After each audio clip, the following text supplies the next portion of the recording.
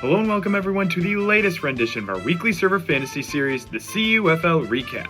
Before we begin the recap, however, I would like to address some rumors that have been swirling around in the community as of late.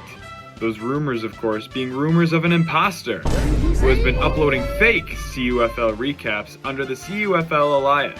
Please know that any and all recaps not posted on this account aren't endorsed by the league whatsoever and are to be completely ignored.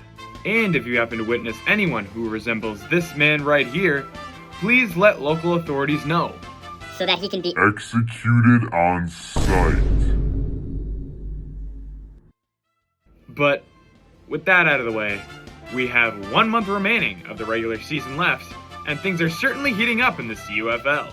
This week proved we have a ton of talent at the top of the league, with plenty of teams making a statement this week that they have what it takes down the stretch. So to find out which of the teams those were, let's break down our Week 11 matchups. Our first matchup featured the Red 40 Ragers blowing past Finio in the late stages of their matchup. This matchup started off red hot in the early window, with Bijan Robinson and Christian McCaffrey scoring 30 and 35 points respectively for each respective team. Afterwards, however, the Ragers were able to take advantage of the Finio team, with many players starting late in the week. Their early and consistent scoring all across the board helped the Ragers jump out to an impressive early lead. As Monday Night Football had officially begun, Finio needed an all-time performance from Jake Ferguson and rookie Ashton Genty, as Finio faced an uphill battle in the late stages of the matchup. But as it turned out, the duo's performance didn't even matter in the end, as any possibility of a comeback was quickly swallowed up, as the Ragers wide receiver George Pickens put up 29 points, serving as the dagger for the Ragers. The Ragers continue to cement themselves firmly in a playoff spot, as they are seeming to be a lock for the postseason this year. However, for Finio, this week was a nightmare for their playoff hopes, as they dropped all the way from 4th to 6th place. From here on out, they'll need to be nearly perfect in the last month of the season to have a chance at making it into the postseason. And for our next matchup, I'm sorry, I have to do something real quick. Ain't this what they've been waiting for? You ready?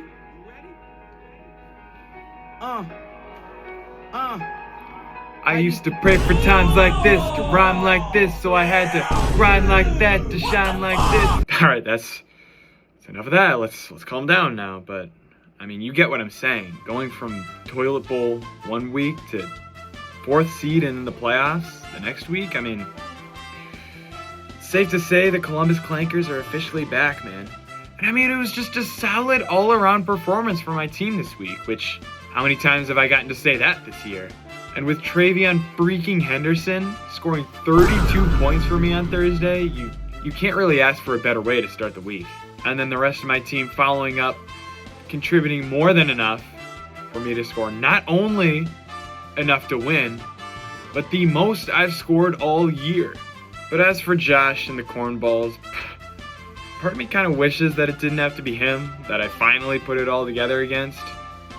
I mean, at first I thought it was just silly coincidence that every team managed to have their best week of the year against him, but it's happened so many times now that there's no way that it's just a coincidence. But I mean, there's just no catching a break for this Cornballs team, as a high-scoring team like them would be competing for a playoff spot under regular circumstances. But it seems the Carolina Cornballs' playoff chances might just be ancient history. But for this next segment, I'm gonna have to give the audience a warning, because what you might see in this next segment might be deeply disturbing and uncomfortable to some people. So I just want to let you know that viewer discretion is advised, alright? You ready? Jump scare! Oh God! What the fuck? Okay? Not okay! I know. Terrifying, isn't it? I mean, if you have any kids watching, please turn them away, because what they might see might traumatize them. This matchup was an affront to the senses, with a final score of 90 to 66. I mean, where do I even start, man? The Barbarians put up a generationally awful performance, with only a single player hitting double digits on their roster? This week was another mistake, as he thought he could change, thought he could make it out. But between costly injuries and players inexplicably underperforming, this week served as the ultimate microcosm for Ben and the Black Boulder Barbarians season. Because at this point, I think it's safe to say, this nigga is trash.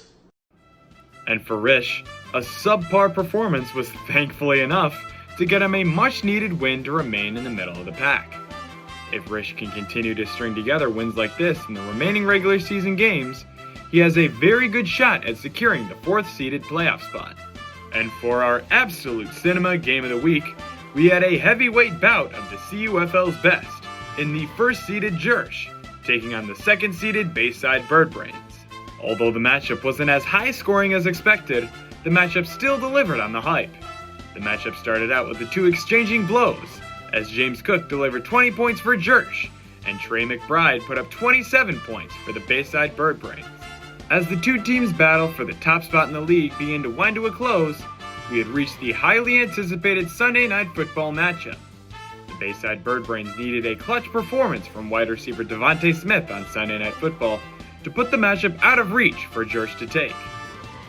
So let's take a look and break down each of the highlights from Devontae Smith's crucial performance. 2nd and 14, Lions bring some extra pressure.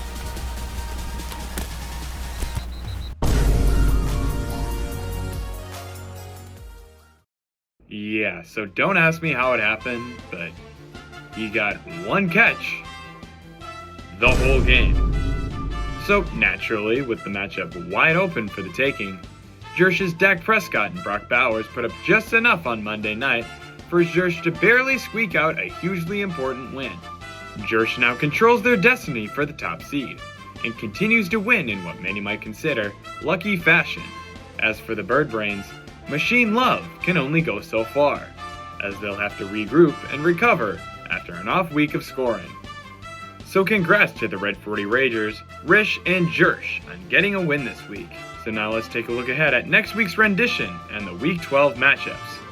We have the Columbus Clankers taking on Rish, the Carolina Cornballs taking on Finio, the Bad Omen Barbarians taking on Jersh, and the Red 40 Ragers taking on the Bayside Birdbrains. Despite an up and down season for many of our teams, these past few weeks have proved which teams are at the clear top and bottom of the league. However, the question remains which of these teams are strong enough to survive the late season gauntlet, and if any of the established teams falter, which of the fringe teams will be able to have enough resolve to take their spot in the playoffs. Find out next time on the next rendition of the CUFL Recap.